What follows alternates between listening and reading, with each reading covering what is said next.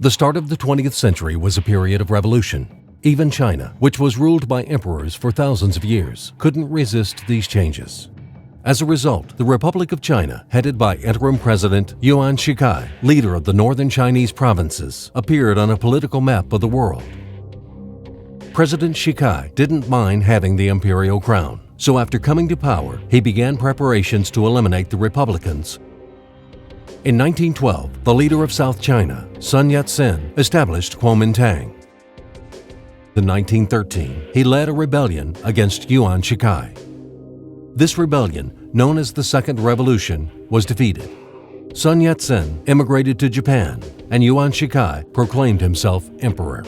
The newly appointed emperor ruled rigidly, but he had short-sighted policies. As a result, he soon lost the support of political parties. In 1916, he abdicated the throne, and shortly thereafter.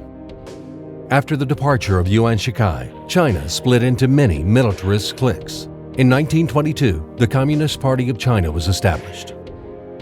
Before the start of the Sino-Japanese War, the warring factions of the Middle Empire began to use armored vehicles that were created abroad. The majority of tanks were purchased from France and Great Britain. France produced about 50 light tanks, like the Renault FT-17 for China, that were equipped with a machine gun or cannon. The FT-17 was the first tank with a classical layout, with the engine in the rear, a crew compartment in the middle, and a weapon mounted on a rotating turret. In the 1920s, this vehicle was one of the most advanced in the world. Besides the standard Renault FT-17, modified NC-31 tanks were sold to the Middle Empire. These vehicles had a new suspension and a more powerful engine.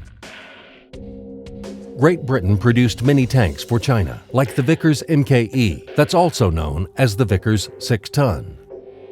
This marvelous vehicle, developed in the early 1930s, didn't interest the British Army, so it was actively sold to foreign countries, including China. About 20 Vickers with a modified turret design were bought by Kuomintang in 1936.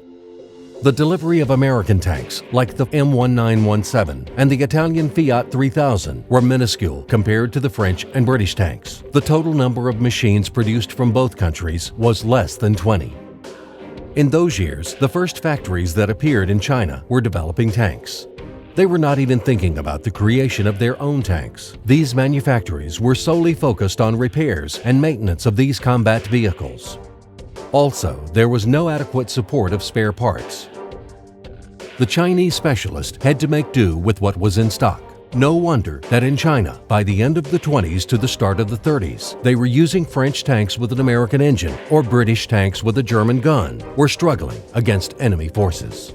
With the start of the Sino-Japanese War, the amount of vehicles produced in China had increased, and the Soviet Union and Germany joined the list of countries that produced tanks.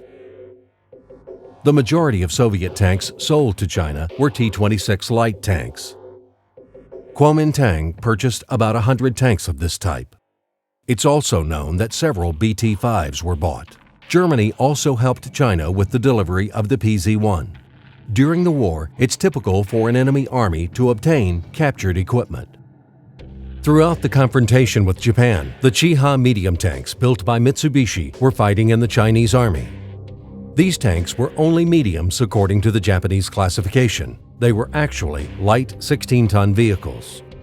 However, this tank was equipped with a 57mm caliber gun. That's a pretty amazing feature for a tank in the 1930s.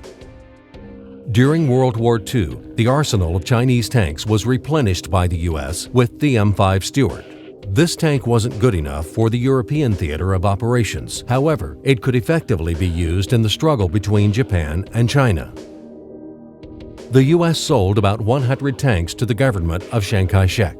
After the end of World War II, the USSR and China were on such good terms that Chinese leaders asked allies directly for help in updating the armored fleet of their country. China received the T-34-85 medium tanks, Su-100 tank destroyers, and the IS and IS-2 heavy tanks. After the war, the Chinese tank industry had developed a sufficient extent that the Middle Empire began to independently design tanks. At the start of the 1950s, several interesting projects were created. One of them was the T-34-2 medium tank. you shouldn't be deceived about its index. This Chinese had nothing in common with the Soviet T-34. It's rather similar in its layout with the T-44 of the more modern design. The creation of the T-34-2 was scheduled to start in the city of Baotou, at a military plant that was built specifically to manufacture heavy and medium tanks. But in 1956, China received the T-54 license and technical documentation for manufacturing. The Chinese liked the Soviet tank so much that the military plant in Baotou was re-equipped for producing only the T-54 and T-34-2. Based on the T-54 design, the WZ-120 was created. It became one of the main battle vehicles of People's Liberation Army of China. The first tanks of this type were copies of the T-54, but eventually the WZ-120 became an independent project. As for other interesting experiments from Chinese engineers, we should mention the WZ-111 heavy tank.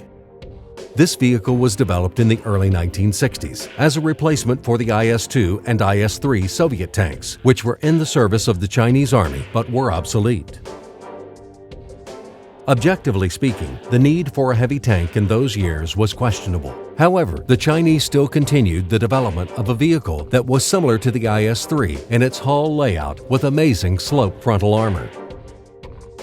This tank was equipped with 122mm gun. However, only the development prototype was built and the project was closed. One version of the WZ-111 with a model turret was built, and it's located today in the Museum of the People's Liberation Army of China. China started the development of its own tank building industry rather late. However, this country began to use armored vehicles much earlier. And almost always, these vehicles were the best for their time period. In addition, when the Chinese began to develop tanks, they didn't just copy other vehicles. They actively modernized and upgraded these tanks to use their full power. As a result of these upgrades, Chinese modifications made these tanks even better than their prototypes. Tank building in China has always shown progress. Nowadays, the People's Republic of China manufactures combat vehicles of the highest quality, considered by many to be some of the best in the world.